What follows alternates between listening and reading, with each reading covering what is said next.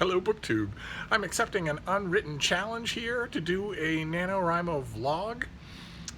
I've seen quite a few NaNoWriMo vlogs here on BookTube, celebrating the fact that we're all in NaNoWriMo, that this is National Novel Writing Month.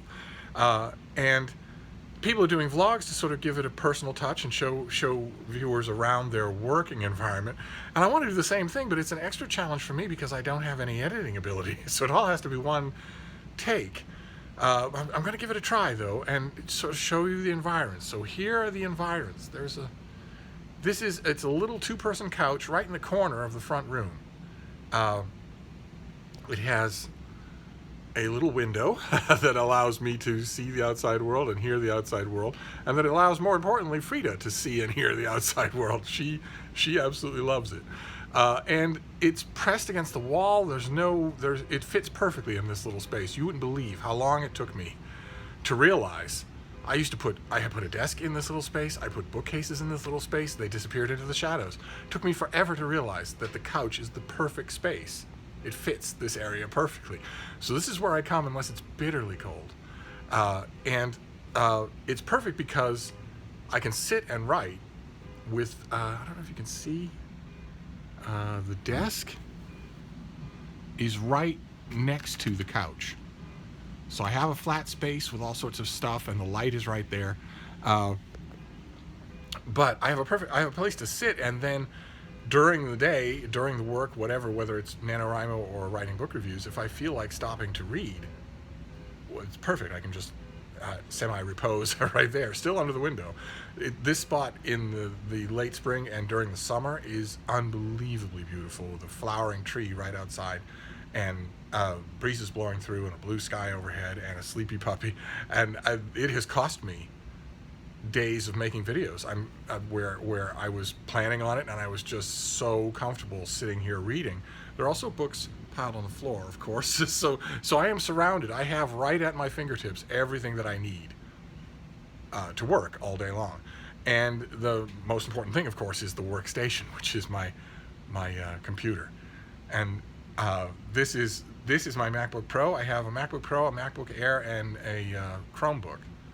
And I love all three of them. I use all three of them in different positions. But this is where I do the bulk of my use of this thing. And on NaNoWriMo today, I am very close to hitting 20,000 words. Very close. In fact, I'm thinking it's less than 1,000 words to get to 20,000. So I'm thinking that what I might like to do is maybe flesh out a couple of earlier chapters, add a little bit of stuff to them, just to make up that 800 words and clear 20,000 for today, even though that's kind of bad practice for NaNoWriMo. You're really not supposed to go back.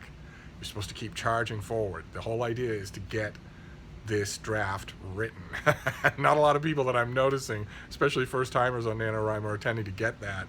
And it's irritating, of course, for a crank like myself.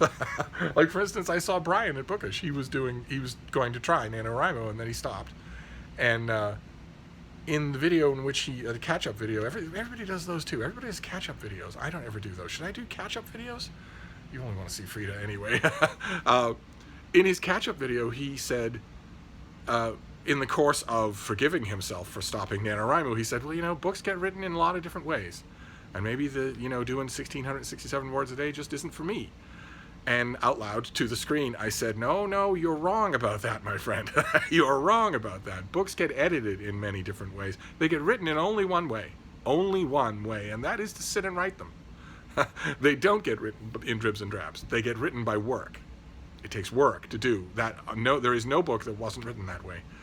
And that's the whole thing that NaNoWriMo is trying to get at, is to get you to forget about what feels comfortable and forget about what may or may not be for you, and just do it. Just do 1,667 words a day. For once. That's all. You don't have to keep coming back to NaNoWriMo. Just for once, take on a project and say, whether this is convenient or comfortable or not, I'm still going to do it. Just as an exercise, I guess you could say. And that's not to be punitive, of course.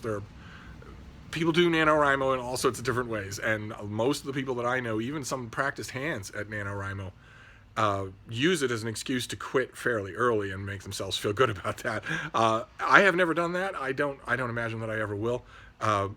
I love it. I love the process. And now that my book is well along, The Empress of Sailings is well along, I look forward to it every day. You get to that point. You get to a certain point where you're just eager to get to work on your book. You're looking for chances to do it. I think that after a certain point, if you have just the basic bare minimum of self-discipline, I think after maybe 10,000 words, maybe 11 or 12,000 words, the process of doing the 1,667 words a day takes care of itself because you're eager to do it. If you're eager to do it, you'll find the time. My contention has always been with undergraduates, older working professionals, retirees, everybody. My contention has always been you have the time. The time exists in your day. So if you want to say, what Brian did, if you want to say, it's just not for me, that's fine. But don't say you don't have the time, because you do. The time is there. And the way that you know that the time is there, that becomes obvious once you start to want to do it. Then all of a sudden, finding the time is not as much of a problem as it once was. I am already feeling that with the Empress of Sailings. I'm a plotter, not a pantser. That is a NaNoWriMo term for people who fly by the seat of their pants and don't really plot. There's an intermediate breed, a hybrid called plantsers, who plot some and then feel their way along some. And I always like to say, with a nice Jesuitical black and white, I like to say I am a plotter. But really, I think everybody's a plantser. Even pantsers, I think, are plantsers. I have a basic plot in mind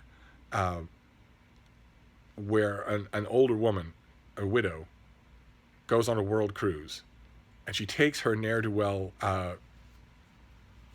nymphomaniac nephew along with her.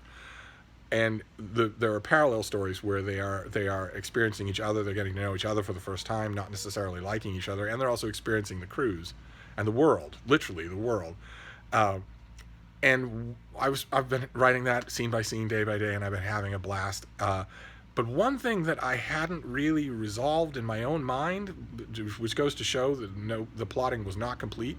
One thing I hadn't really resolved in my own mind was why Mrs. Hebb would bring her nephew along. She has a man, not a lover, not anything like that, but a manservant, a guy who is her factotum, her dog's body, who does everything, and they really like each other. And he's capable of doing anything. He's enormous and very competent. And it, on the surface, makes sense that she would bring him along, and she doesn't. I actually wrote a scene where she tells him, "You're not coming with me," and it was fun to write because it's a shock on many levels. And the one thing about one of the major things, I might encounter other things that I haven't really thought out. One of the things I hadn't really thought out is why Mrs. Hebb would bring her nephew along.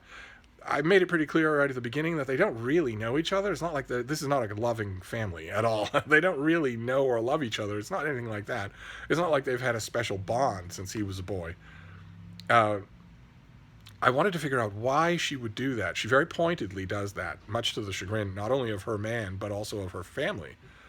And I finally figured it out. I just figured it out one chapter ago, why she does that. And it makes perfect sense. I actually laid the groundwork for it without really knowing what I was doing. I think I was sensing all along. There is a villain in this book, but he's dead when the book starts. and I finally figured out why she would do that. And it's a little schmaltzy, but then this whole story, the whole Empress of Sailings, is a little schmaltzy.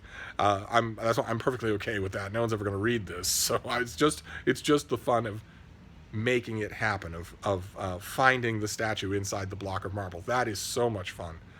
I really can't, at this point, this is November 12th. I really can't. Ordinarily, I would say at this point, it's not too late for you to join NaNoWriMo. You really should, but it is kind of too late for you to reach 50,000 words. And that is sort of the point of NaNoWriMo, is to get that done, to be able to say, I did NaNoWriMo. Ordinarily, this is the point where I would say, it's so much fun that you really ought to jump in and do it. But even though I can't say that for NaNoWriMo, I can certainly say that for writing. You have a project boiling inside you. I know you do. Whether you realize it or not, you do. And NaNoWriMo is great because it gives you a structure and a community. But you can write that project at any time. And you really should. so there you go. But anyway, that is my NaNoWriMo vlog. I can't believe I actually did this without anything actually going wrong. we have the computer, in this case the MacBook Pro, a workhorse that I've had for 10 years. We have the bean on her window. It's blazing bright behind here because, as one of you told me, that all has to do with the camera sensor.